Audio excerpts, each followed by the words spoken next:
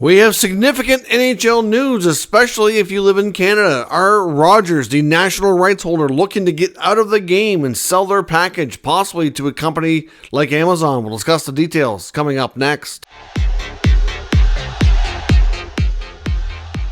So welcome back to another video here at Top Shelf Hockey. As I mentioned, we have some pretty significant NHL news. At least I think it's significant, especially if you live in Canada. And I know a large chunk of the following of this channel do live in Canada. I know we have a pretty good following in the United States and other parts of the world. But certainly, I think it's around 60% of the viewers here are Canadian. So this could impact how you watch your NHL hockey. I think it's pretty significant. So Rogers, as we know, is the current national rights holder of the NHL in Canada. That deal was signed 10 years ago. They have 2 years left. That package that they agreed to with the NHL cost $5.2 billion, and it has not gone nearly as well or as profitable as either side would like. And we've already heard rumblings and discussed here in the past. It's been a while since this topic has come up, though, that there's a good chance that Rogers will not be attempting to be the national rights holder again when this contract is up. Of course, we've just recently here seen the US TV deal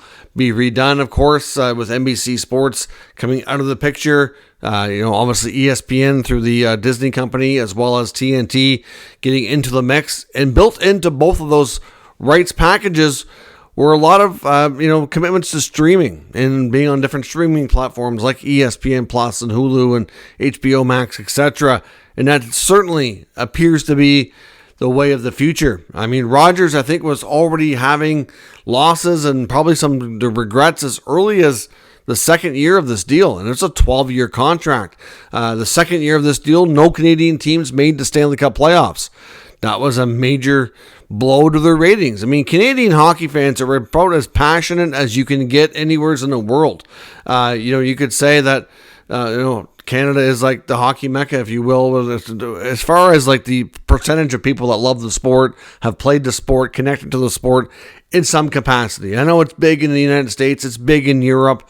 I just don't know. I mean, it's hard to say, but it just feels like around here in my neck of the woods, and I can speak for a lot of, small town Canadians, it just seems like everybody is connected to the game one way or another. We've all played it as kids.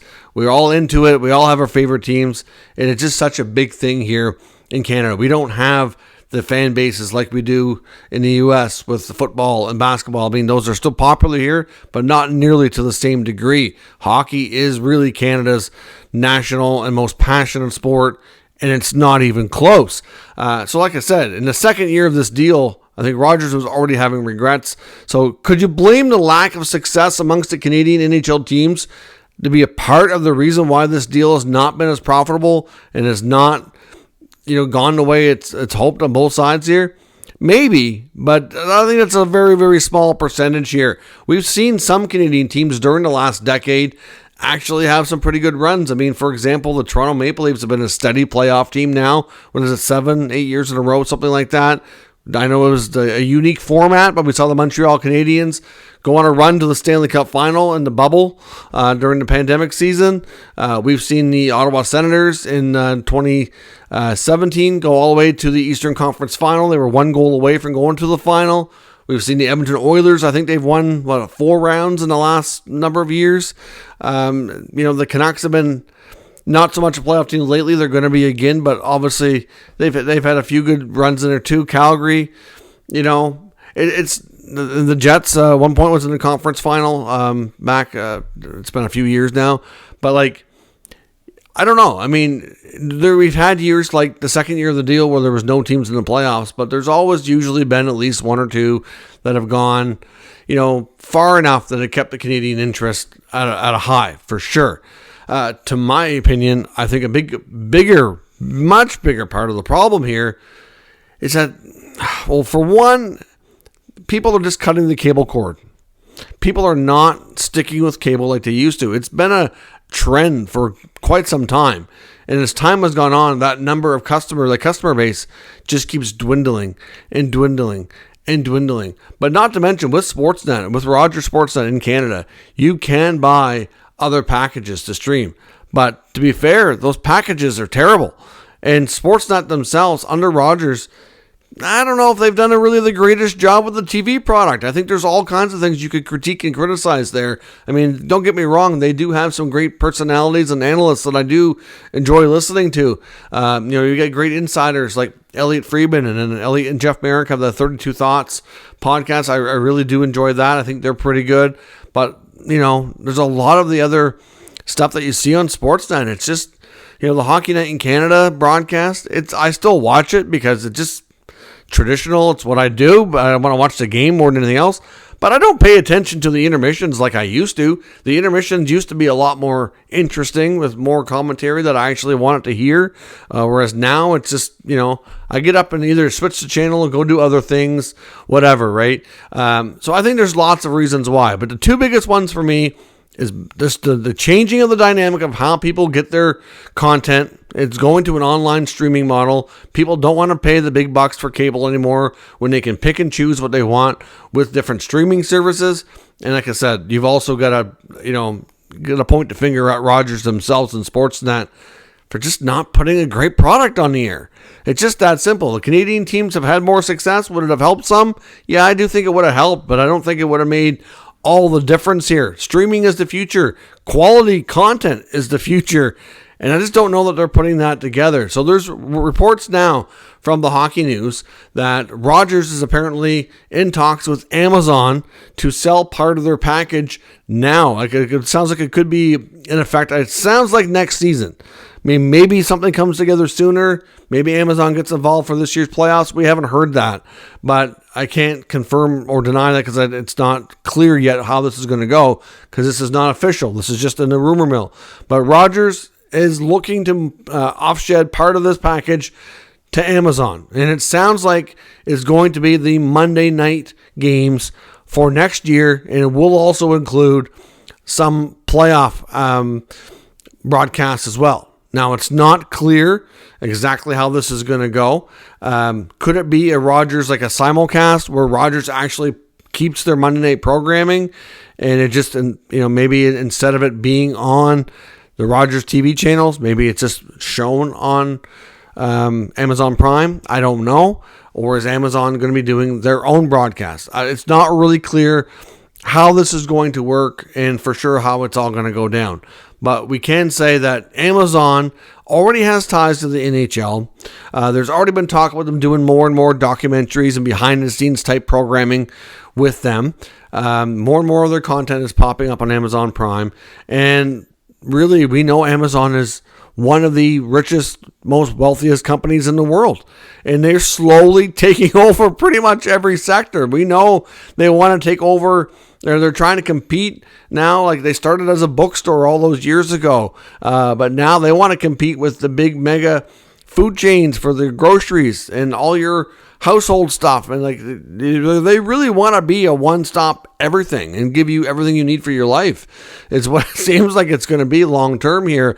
But certainly, like I said, Amazon's been getting into the sports world with this, packages with other stuff here. It just makes too much sense. When the Rogers package deal ends in a couple of years, probably about a year out, you're going to start hearing a lot of negotiations for that next Canadian Rights TV package, which will probably be, I would suspect, sometime in the next year since we're 2 years away from it being expired. And Amazon, it would be expected to be a big player there.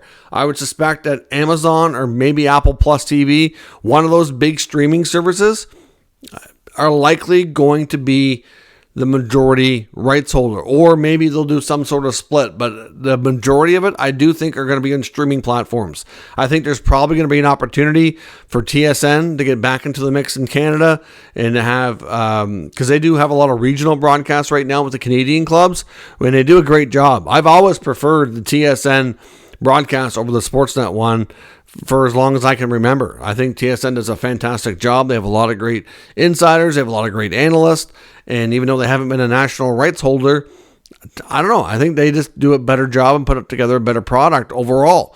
Like I said, I have a few Sportsnet personalities I enjoy listening to, but I'll take a TSN broadcast just about any day of the week over a Sportsnet one. I know when I'm watching hockey content, especially amongst the Canadian clubs here, I do get more of the national games and of course the more games from the U.S. teams through Sportsnet.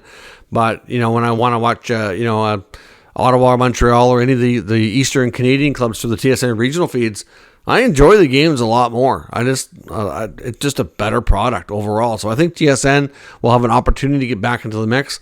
I don't know that TSN's going to have the resources to want to be able to outbid these streaming giants, though. I really don't know about that. Amazon and Apple have deep pockets and might be willing to pay big money.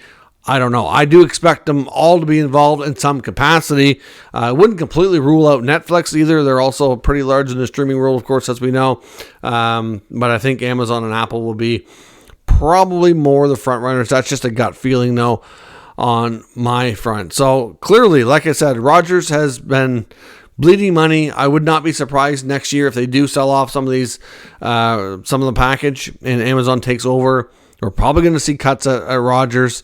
Clearly, they have to make up, for their lost money in other ways, and it's just hasn't worked out. I mean, we know, of course, Rogers is very much involved in the game in a lot of other aspects when it comes to like arena naming rights. Of course, they're part owner of the Leafs, through MLSE, and obviously, there's heavy ties there. They're not going to be completely out of the game of hockey, but this 10-12-year package with the NHL has been a disaster for them. Absolutely a disaster. So will we see Rogers move a big chunk of their programming, or at least a piece of it, to Amazon effective next year? It sounds like it's likely going to happen. I'm not sure when we'll get any kind of more further details that are more official or confirmed on this subject, but certainly something that I thought was quite interesting. If you don't have an Amazon Prime subscription now, you might want to look into it. It is one of the better options, I think, if you're going to do streaming. I know I have it. I probably have way too many